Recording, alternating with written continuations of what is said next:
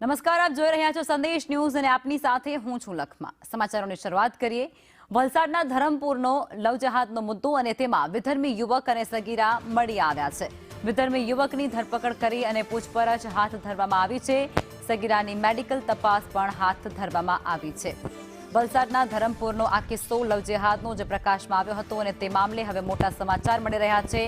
વિધર્મી યુવક અને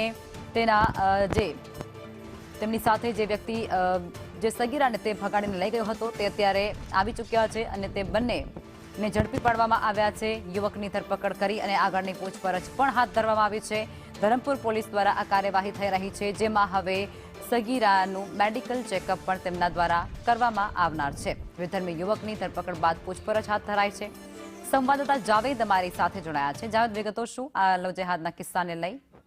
જી, છેલ્લા 4 દિવસ પહેલા એક વિધર્મી યુવક જે છે ધરમપુરના એક ગામની આદિવાસી સગીરા યુવતીને ભગાડી ગયો હતો, અપહરણ કરી ગયો હતો। જે બાદ તેના પરિવારે છે તેના વિરુદ્ધ જે છે એ અપહરણની અને એટ્રોસિટીની ફરિયાદ નોંધી હતી અને જેના કારણે એસટીએસસી સેલના ડીવાયએસપી આ કેસમાં તપાસ કરી રહ્યા હતા। સાથે સાથે 4 જેટલી ટીમો બનાવી હતી યુવક અને યુવતીને શોધવા માટે। ત્યારે હાલ જે છે પોલીસને સફળતા મળી છે અને યુવક અને યુવતી મળી આવ્યા છે।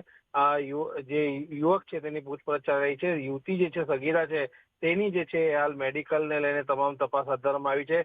ખાસ કરીને આ સમગ્ર ઘટના બની હતી ત્યારબાદ છે થોડો જે માહોલ છે એ થોડો ગરમ થયો હતો અને વિશ્વ હિન્દુ પરિષદથી લઈને હિન્દુ સંગઠનના લોકોએ જે છે આ યુવક યુવતીને તાત્કાલિક પકડવા માટે પોલીસ પાસે માંગ કરી હતી અને પોલીસે બી જે છે કે તેઓને બાંહેધરી આપી હતી કે ટૂંક જ સમયમાં તેઓને પકડી પાડવામાં આવશે। સાથે સાથે વલસાડ ડાંગના સાંસદ ધવલ પટેલે પણ આ બાબતે ઉગ્ર રજૂઆત કરી હતી। તેઓ પોલીસ સાથે સંકલનમાં હતા અને આવા કિસ્સાઓ ફરી ન બને તે બાબતે એક નવો દાખલો બેસાડવાની પણ તેઓએ વાત કરી હતી। ત્યારે હાલ જે છે સમગ્ર બાબતે પોલીસને જે છે સફળતા મળી છે ને હાલ આ બાબતે મોડી સાંજ સુધી જે છે આરોપીને લઈને સમગ્ર બાબતે જિલ્લા પોલીસ વડા પત્રકાર પરિષદ પણ યોજી શકે છે।